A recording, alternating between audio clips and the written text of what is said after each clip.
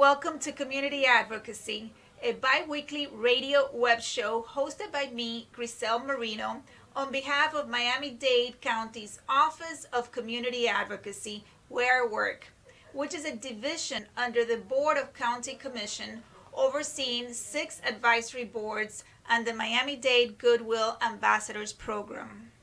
With the help of our special guests, Director Rita Boone-Fay and Board Member DJ Fabian, we will be learning about Miami-Dade's Black Advisory Board and its history that dates back to 1979, as well as the board's Bahamian relief efforts, an upcoming Affordable Housing Summit, and the annual State of Black Miami. Thank you so much for being here today. Thank you. Thank you for having us. Rita, please give us some history of the board. Why and when was it created?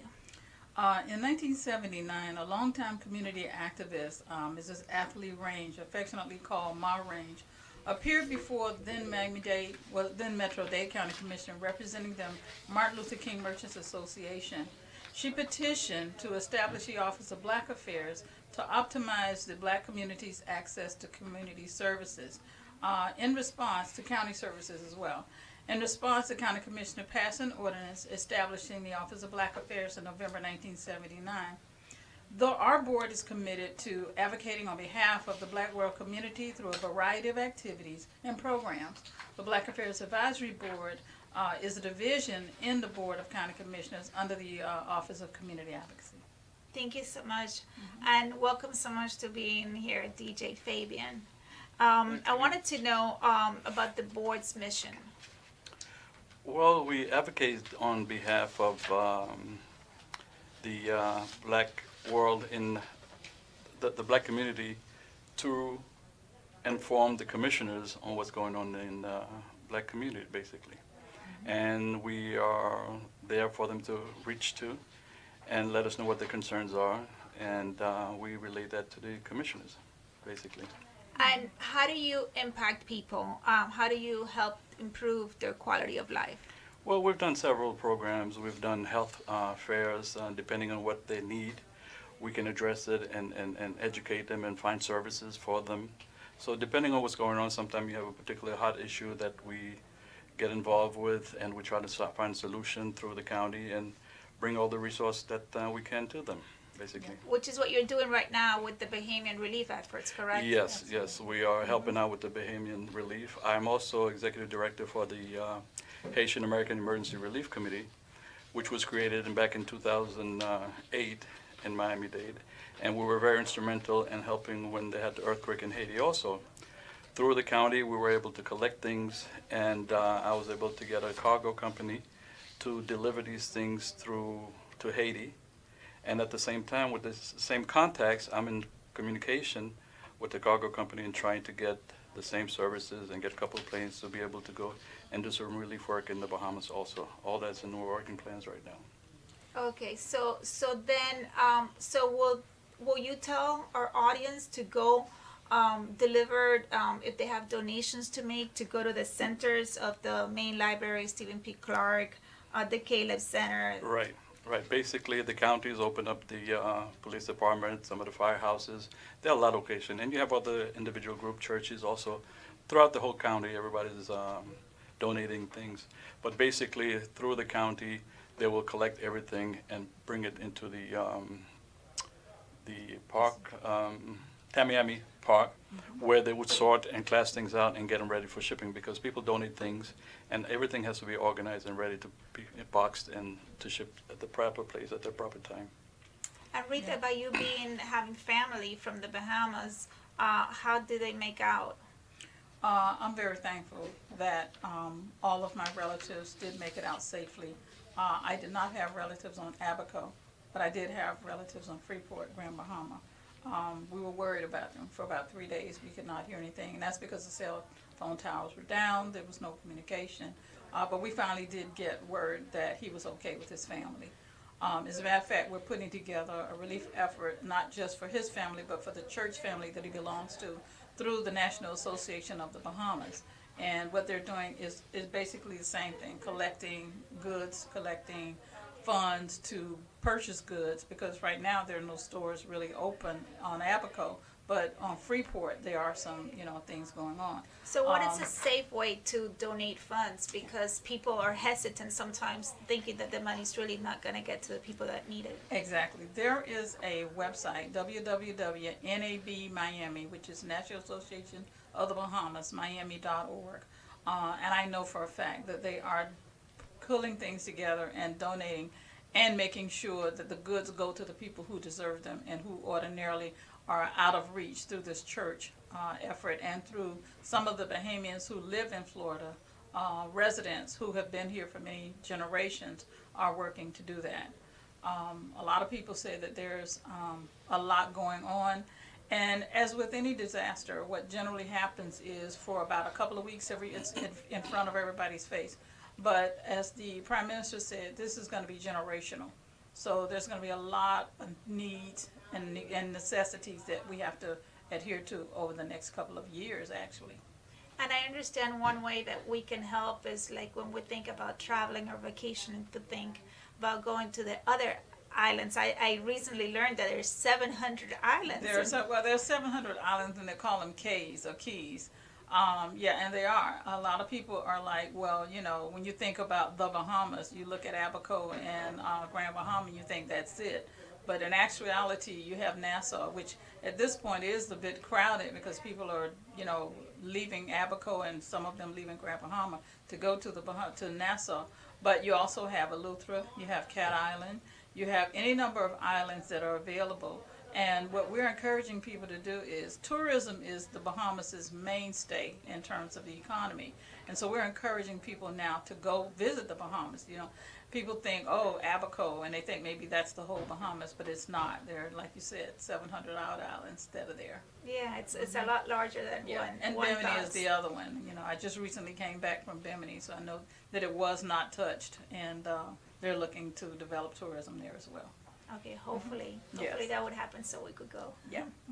And another initiative that I know that the Black Advisory Board is working on is upcoming housing summit. Can you talk to us about that, either one of you? Actually, that housing summit is being conducted through Commissioner Moss, and we're supporting him in that effort, and Michael Liu, who is the Director of Housing for Miami-Dade County. That's going to be October 7th at Miami-Dade's downtown campus.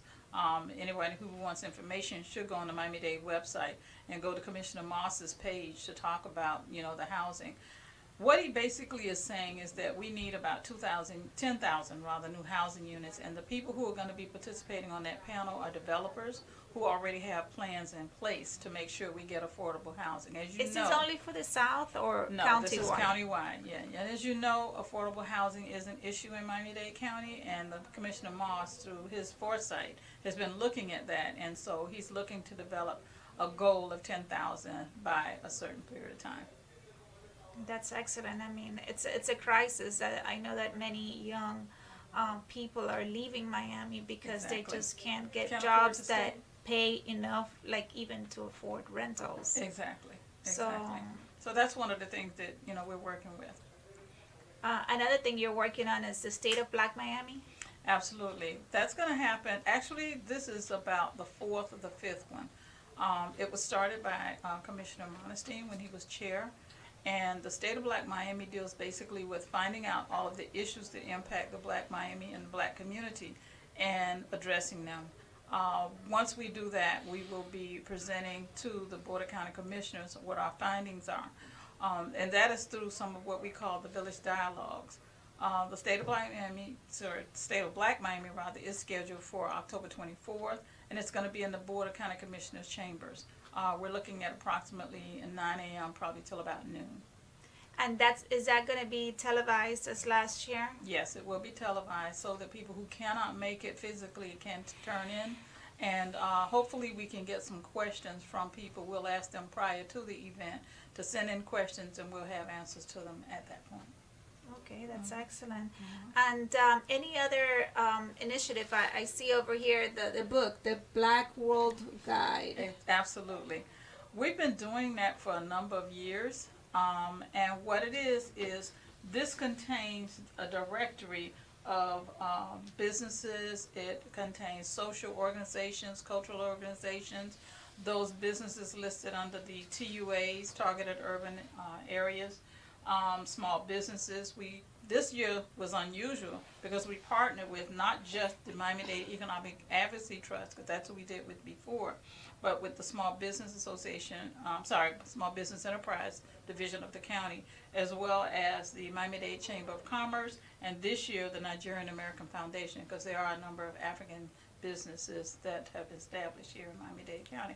But I don't want to take everything up. I know that Mr. Fabian has some things he wants to add, and to thank La Mecca Radio for having us, because we are really interested in making sure that the black diaspora is represented. And of course, you know the black diaspora is not just African, but you have Afro-Cuban, Afro-Latin, Afro-Peruvian, Afro everywhere, because we are the cradle of civilization.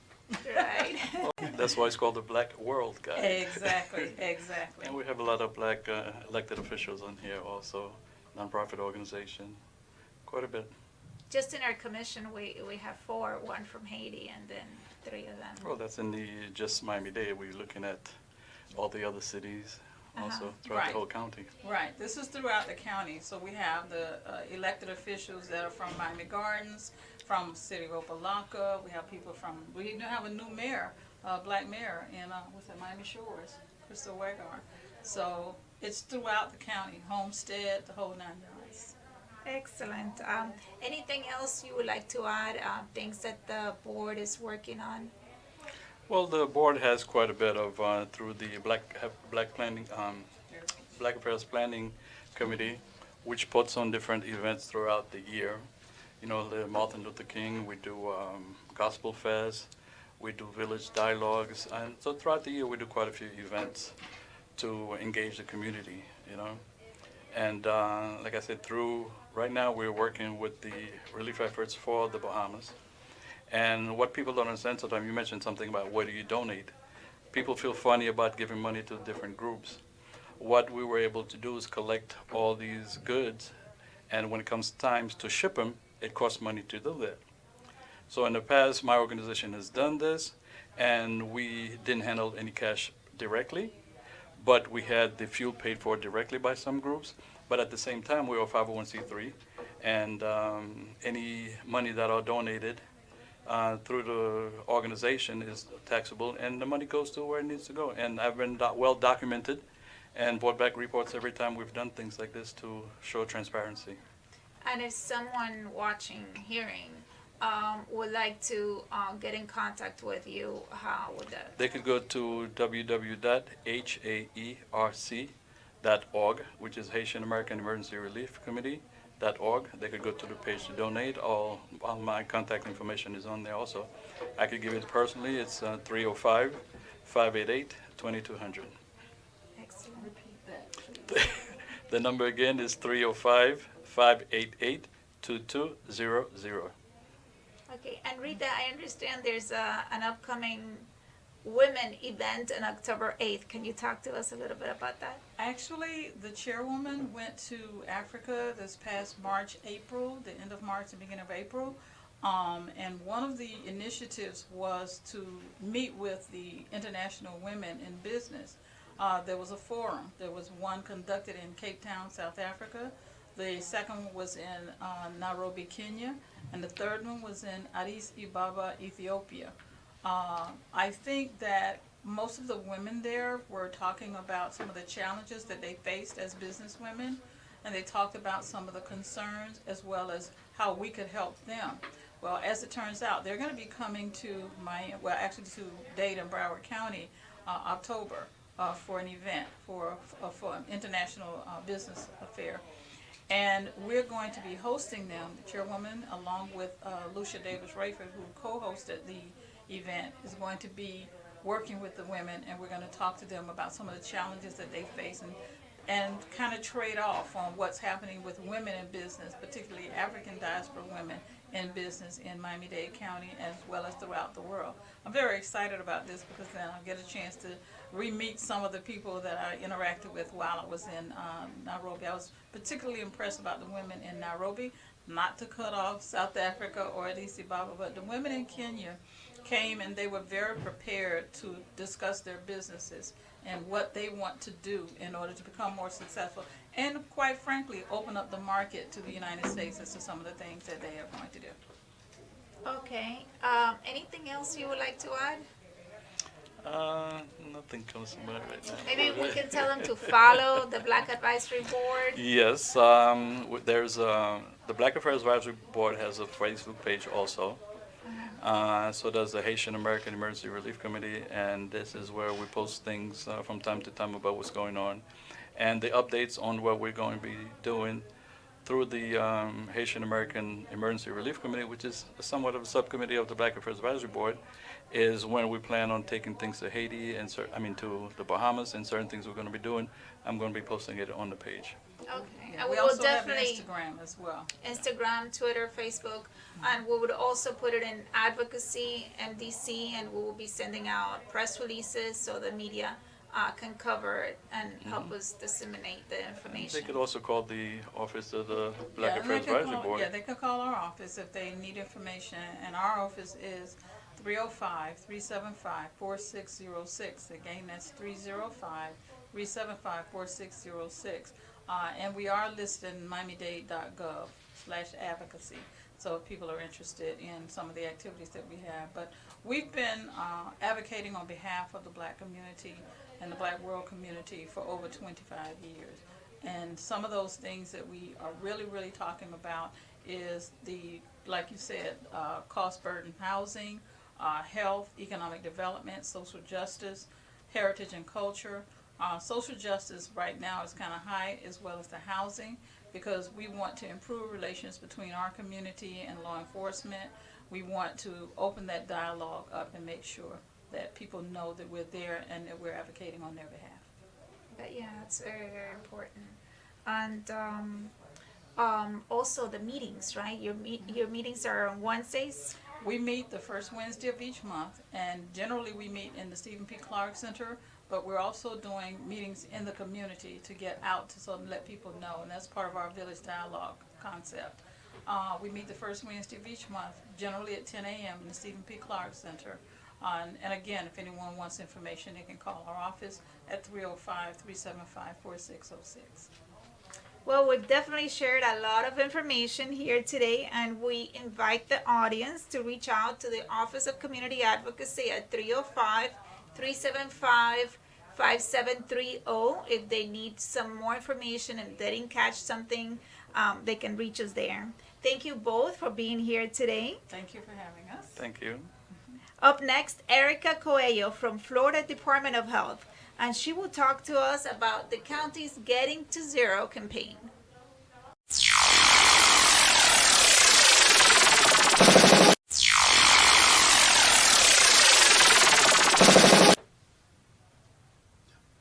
Hello and welcome back to our Community Advocacy Show. I am Griselle Marino from Miami-Dade County's Office of Community Advocacy. And here with me is Erica Coelho, Government Operations Consultant at Florida Department of Health, to give us a deeper understanding on the HIV and AIDS crisis in Miami-Dade County. Thank you so much for joining us. Thank Erica. you. Thank you, Griselle, for having us, and thank you, La Mecca Radio, for inviting us. This is a really important message that we really need to get out to the community, so I wanted everyone to know about the Getting to Zero campaign. So my role in the health department is I'm the condom distribution coordinator, so I make sure that condoms are available, accessible in the community, and I also spearhead the Getting to Zero campaign. So is it so that I understand that correctly? Is it so that Commissioner Heyman was the one that initiated the resolution and then it was approved by the board? Yes, so that's correct. The Getting to Zero campaign originated from a resolution that Commissioner Sally Hayden sponsored, and it was presented and approved by the Board of County Commissioners. The legislation was created the Getting to Zero awareness campaign. So it started about 2 years ago. So we're working on the third phase of the campaign now in February. So it's always the third week in February. We've had tremendous success since the campaign began. In collaboration with the Office of Community Advocacy in Miami-Dade County and our partners, we launched the first Miami-Dade branded condom wrapper. with the Getting to Zero message. We've had tremendous increases in HIV testing, in condom distribution. We are set right now to distribute about 4 million condoms this year. And we've had decreases in HIV infection rates, so that's very, very important. Yeah, a lot of people don't know that through the health department, they can acquire condoms free of charge. Yes, so they can request condoms free of charge on our Test Miami website. It's www.testmiami.org. Or they can also call us at 305-643-7420. And condoms are completely free. We distribute male condoms, female condoms, lubricants, dental dams. I'll talk a little bit about that in the next section, in the resources section. We've reached more than 1 million people, Griselle, in the county through radio interviews, through testing, through outreach events, and media placement. And if someone wants to go to a testing center, do they need to make an appointment, or is it just can they walk in? So they can walk in. We have a location at Flagler. It's 2515 West Flagler Street, Miami, Florida 33135. Or they can also call us at that same number, 305-643-7420. They can walk in on Wednesdays. We have walk-ins and we have appointments as well. So they can call that number and they can schedule an appointment. We also have our main office located at 1350 Northwest 14th Street, Miami, Florida 33125. They can also go to our clinic and get tested for other STDs as well, not just HIV, chlamydia, gonorrhea, and syphilis. Do they have to be 18 and older, or can someone who's a minor go without their parents? So if you're 13 or older, you can get tested for HIV without parental consent. And it's completely confidential, so we are not able to tell the parents what their result is, or anyone for that matter. So they are the ones that disclose their information to their family members or their friends if they'd like. And that's important because nowadays the youngsters are being sexual active sooner than we, the parent, would like them to. Yeah, we have a high incidence in 13 to 24 years old, especially for chlamydia, gonorrhea, and syphilis. And our age range for HIV, we see the highest infection rates in like 20 to 39 years old. But what's important, Griselle, about the campaign is that we ultimately want to get to zero new HIV infections, zero AIDS-related deaths, and zero stigma and discrimination in Miami-Dade County. During the awareness campaign in February, we put up billboards in English and Spanish and Creole. We put advertisements on bus stops. We wrap a train with the Getting to Zero message. We have gas station promotions. We conduct public service announcements with the media. So our involvement in the Florida Department of Health with the campaign, Miami-Dade has the highest HIV infection rates in the United States, Miami-Dade County. You mean more than New York, more than LA, more than anybody else? So Miami-Dade County, yes. So the county itself, we have nearly 28,000 people living with HIV in our county. So the Florida Department of Health launched this campaign to help raise awareness on HIV and AIDS, encourage people to get tested and seek treatment. So that's very important, Griselle. We go out to the community and you'd be surprised that a lot of people still don't know what HIV is or how it's transmitted, or that we continue to have a problem in Miami. They think it's something from the past. What's the best way not to get HIV? Using protection. So we have condoms available for free. We have PrEP, that it's pre-exposure prophylaxis. So it's a prevention tool. It's a pill in order to prevent HIV. Okay, so it has to be prescribed by a doctor. I've heard the commercials, Truvada. Yes, Truvada. So Truvada is the pill. So you basically have to be it has to be prescribed by the doctor. We have a PrEP clinic in the Department of Health. You can schedule an appointment. You can call our clinic number, which is 305-575-3700. Just want to make sure that I'm saying the actual How about if number someone is doesn't have completely- insurance to pay for this medicine? I suppose it's very expensive. Yes, so we have a drug assistance program. So the number, let me just touch on the number again. It's 305-575-3800. So we have the number that I said earlier is the number for our administration, and then this number is for the actual clinic, for the STD HIV clinic. So for people that don't have insurance, they can qualify for the medication assistant program that we have with Gilead. And also for people that do have insurance and are unable to pay the copay, for example, they can also receive the same assistance. So PrEP is for people that are engaging in risky behavior, for a person What is that... risky behavior? So risky behavior is a person that practices unsafe sex. So they're not using a condom. They don't have a stable partner. They have multiple sex partners. A person that is injecting drugs. We have an opioid crisis here in Miami, so it's very important for people to know that that you can transmit HIV if you're sharing needles. So those and risky behavior, practicing sex without having sex without a condom, without practicing safer sex. So so for that. For PrEP, we always say also if someone has a partner that is positive. So let's say you're dating someone that is HIV positive and has disclosed it to you. We're going to recommend PrEP for their partner, right? Because a condom can break. One day you might not use a condom. Another day you just are not aware that you didn't use the condom. You know, something can happen. So we always recommend that person is going to. What are the side effects of using PrEP? So there's not a lot of side effects. You have to go for a follow-up every 3 months to check your renal function, to make sure that you're still HIV negative, because if you're HIV positive, you're going to take the HIV medication, right? So the side effects are nausea, upset stomach that we've seen in clinical studies, but nothing serious. We have over 1,200 patients enrolled in our clinic. So we've had great success in our clinic, and again, for more information or to make an appointment on PrEP, they can call 305-575-3800. Talking about the stigma, HIV, AIDS has been around for so many years, and then we remember that people will think, maybe mosquito, or they can't drink out of the person's cup.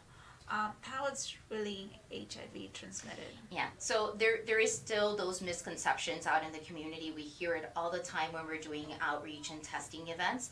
So HIV is found in bodily fluids. So it's found in specific bodily fluids like blood, semen, pre-seminal fluids, rectal fluids, vaginal fluids, breast milk. So it's not transmitted through mosquitoes and ticks and tears and sweat. I mean, I've heard it all, shaking hands, sharing a toilet. So it's mainly transmitted in the United States through injection drug users or practicing unsafe sex.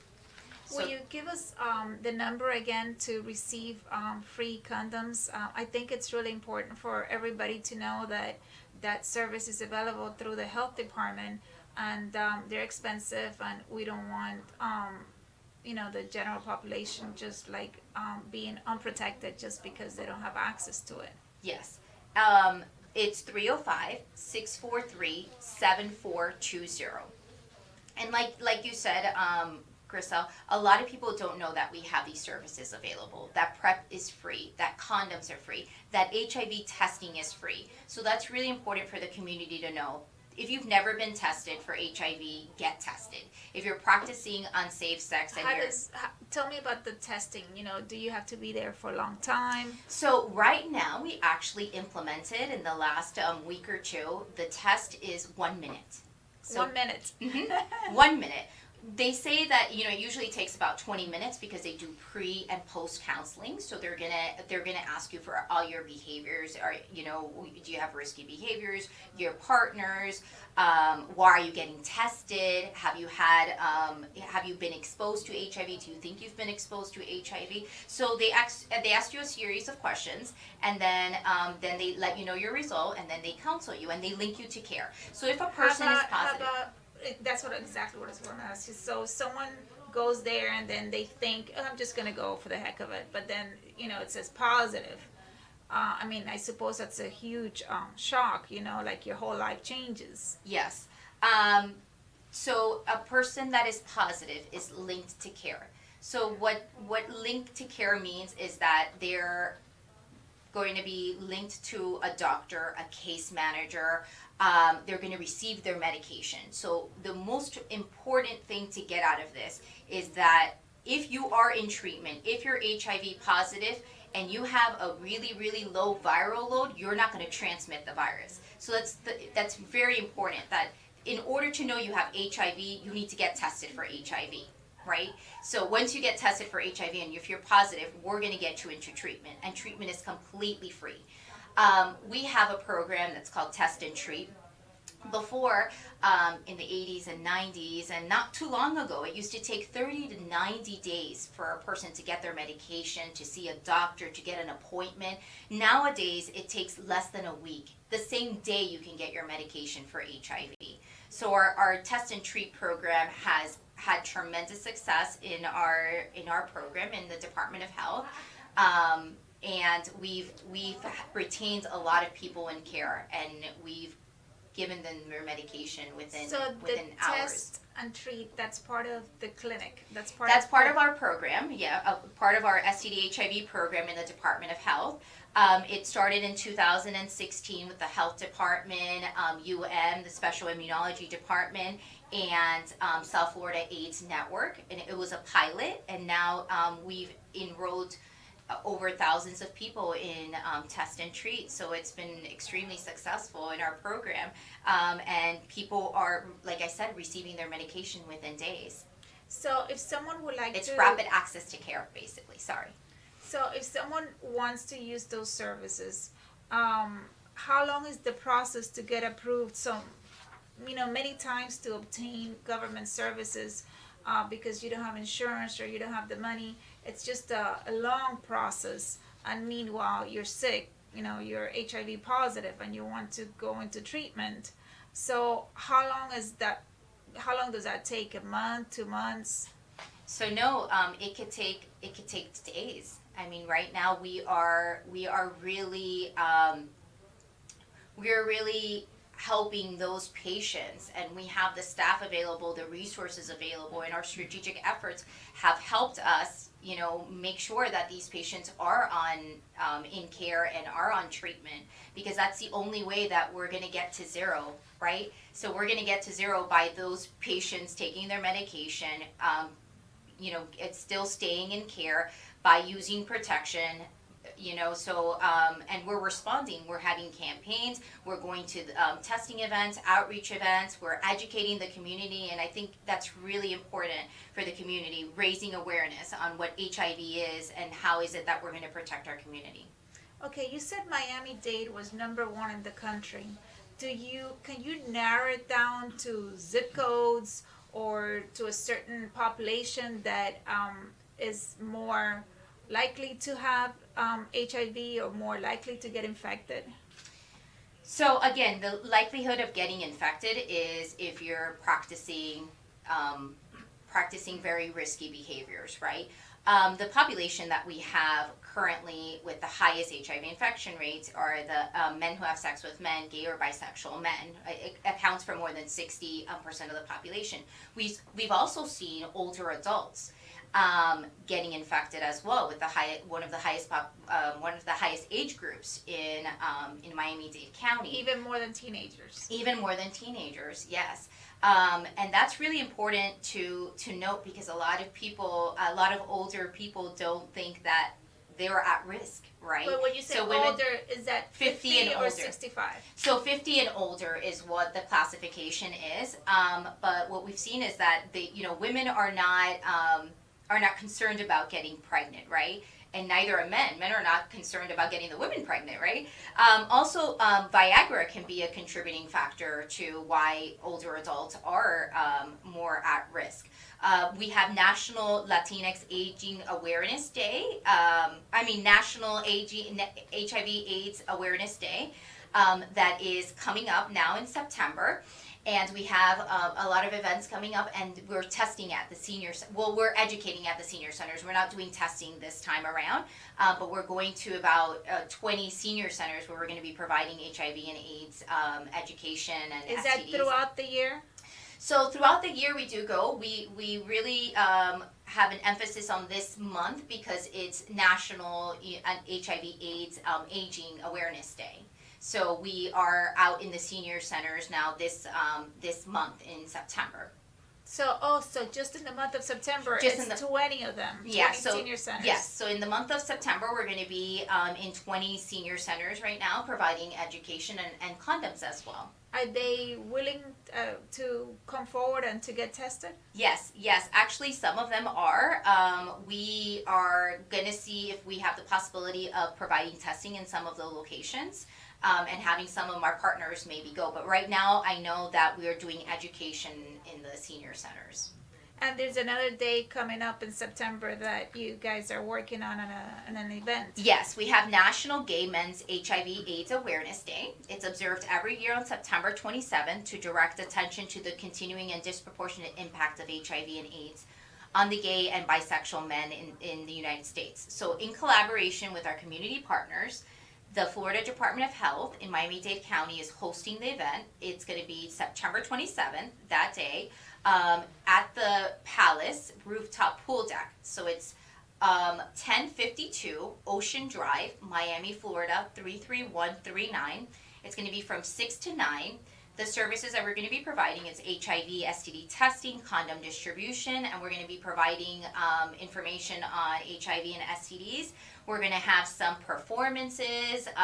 It's going to be music, and we're going to have more activities. So it's going to be from 6 to 9, September 27th. Do you work with the hotels in South Beach to promote events such as this one? Yes, we work with hotels in Miami Beach. Also, we work with them to provide condoms.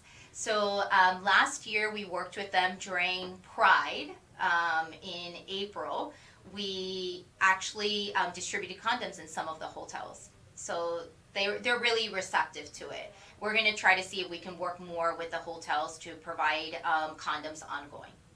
If someone does not want to, if someone wants to take the test but more private, like not in a public place, what is the way to go about it where not, the stigma, I'm getting tested for HIV, people are going to think, Yeah, so we have a mobile unit that we go out in the community and we test people. We were actually, we were at universities, at colleges, in clubs, in train stations. We actually have an initiative. It's called Take the Train, Take the Test, where we provide HIV and STD testing at the train stations once a month. So you can get all this information in www.testmiami.org. Or you can call us at the 305-643-7420, so you can find locations where you can get tested. During awareness days, we also go and we do multiple train stations, not just one that month. We're at Culmner Station, we're at Government Center, we're at Alapata, we're at Hialeah. So that is once a month in different... Yeah, so it's once a month in different train stations, but there's some days, like Awareness Days, National HIV Testing Day, that we have like 5 train stations that day. So aside from that, they can also get tested at our clinics and our partners. So we have more than 120 testing locations where people can find on our Test Miami website that they can get tested for HIV and other STDs. Being Miami with 67% of the population from Hispanic descent, do you see that group more likely to have with new cases of HIV, or do you is there another ethnic group that Yeah, so we see that the majority of our HIV infection rates are among Hispanic. There's a disproportionate impact on the Latino and Hispanic population, as well as the African American population is what we're seeing. That's the ones that are Yes. with new cases. With new cases, yeah. So we had over 1,000 new HIV infections in Miami, and that's way too many, Griselle. I mean, we've been here doing this for over 30 years. Something has to change, and people need to make sure that they get tested and that they receive the education and that they pass it along. And that's very important for the parents to talk to their kids. For the kids to listen and really practice safe sex and use a condom. The resources are there. We have them in our county. I think the fact that HIV can be in your body for so many years without really knowing it versus any other type of illness, it's really that's why you're stressing to get tested, because you may feel perfectly normal but you may be HIV positive. Right. So yes, some of the symptoms present like a flu. They're flu-like symptoms, right? So it's a fever, a rash, chills. So the only way really to know, you can have HIV, like you mentioned, 5 to 10 years and not know it. The only way to know is if you get tested. And you mentioned the parents. How do you suggest like parents talk to their children about when they're teenagers and they suspect that they may start, but the kids don't want to say it, I'm sexually active. So how do you think the conversation should start? So some of, a lot of kids nowadays, especially in high school, are receiving some education on HIV, STDs. I think that it should start earlier on. I think that a child should be aware of how diseases are transmitted, that they can be sexually transmitted. The parent should talk to their kids openly. I think that's what we need nowadays. We need to really talk openly about sex, about how is it that you get all these diseases, and the parents can, if they don't feel comfortable, because I've had parents say that in some of the sessions that we've done before, watch a video, contact the health department. How is it that you can talk to them? Get a fact sheet, have them read something. So there's different ways on how parents can talk to them if they don't feel comfortable. And one of the cool things about your website, testmiami.org, that I went into it, is that you can change the language. You could go up to the side, to the right side, and right. then So that's a really important resource. We have our Test Miami website that you can go. It's on the right hand side. You can change it to whatever language you'd like, and there's information there. There is HIV facts. There's how to access the resources, how to request an educational session if you're at a school or if you're at a barbershop. One thing that I didn't mention is that businesses can distribute condoms as well. So we have a business response to AIDS program, and we are collaborating with businesses for them to help us out in the community. so we can have condoms here at La Mecca. Yes, La we Mecca can have Radio. condoms at La Mecca. We have condoms at barbershops, at nail salons, at tattoo parlors, at clubs. So that's really important. And to access that information, you can go to our Test Miami website, www.testmiami.org, and you can call at 305-643-7420. So if someone doesn't want to drive all the way downtown to the health department to pick up condoms, they could go to any of those centers that are listed in your website. Yes, so there's over 300 locations that they can find condoms at. And aside from that, they can request condoms to be mailed to their home. So they can request a personal protection package. It comes with male condoms, with lubricants, with dental dams, and female condoms that a lot of people don't know about. Yeah, you were going to talk to us about that. I'm interested to learn. Yes. So the female condoms it's another alternative, basically. So either the male uses the male condom, or the female uses the female condom. Not both of them. Not both, right? Because they can create friction and they can break. So we always recommend it's one or the other. So the female condom has it's safe, it's lubricated, it has the same protection that the male condom does, and even more. It's basically what we say, it's one size fits all, right? So the male condom, we have the extra large, we have the regular size condom. The female condom is just one. And it's a non-latex for people that have allergies and need to have the non-latex. It's completely non-latex. Is it like so the it's not- diaphragm? So it looks kind of similar to a diaphragm. One of the advantages is that you can have it in for a few hours before having sex. So you don't necessarily have to put it on exactly, you don't have to have an erection, basically, to put on the condom, because it's the female that's going to be using it. It can also be used for anal sex. If the ring is taken out, the inner ring is taken out from the female condom. Oh, the female condom can also be used Yes, for that. yes. We could definitely do an educational session another time that we come up. We just solely talk about condoms. Anything else you would like to add that I haven't asked you? We have another upcoming event that I would like to discuss. It's the National Latinx HIV/AIDS Awareness Day that I was trying to mention in the other section, but we have a lot of events coming up. But this one is on October 15th.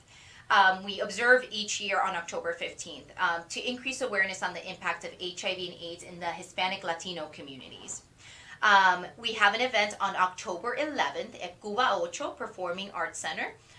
It's 1465 Southwest 8th Street, Miami, Florida 33135 from 6 to 9:30 p.m. We'll be providing HIV, STD testing, condom distribution, information on HIV, STDs. We're going to have performances, and the first 100 people that come to the event will have food. So we're going to be out food for free. So for a list of upcoming events, please visit us at testmiami.org or call us at 305-643-7420. I want to thank you and La Mecca for helping us spread this important message out in our community in Miami-Dade County. Thank you so much for being here today. Thank you. I also wanted to repeat once more about our Bahamian relief efforts and addresses where people can go to drop off their donations. Miami-Dade County Public Library in downtown Miami. It's 101 West Flagler Street, Stephen P. Clark Building. It's in 111 Northwest 1st Street in downtown Miami. The Joseph Caleb Center, 5400 Northwest 22nd Avenue. The Office of Emergency Management in Doral, which is 8000 Northwest 14th Street. And I also wanted to tell our audience about an event that's coming up on September 19th. Over here is the card. It says Step into the Future, Employment in the Digital Age. One of the things that a lot of people are struggling with is like technology has taken over, and they do not know how to use the career search engines that are needed in order to apply for jobs, the social media platforms. So they're going to be teaching that at the South Dade Regional Library on September 19th, 2019 from 9:30 to 1 p.m. This is with the assistance of Commissioner Levine Cava and our Community Relations Board from the Office of Community Advocacy. And I thank you very much for everything, for all of our guests today, and see you.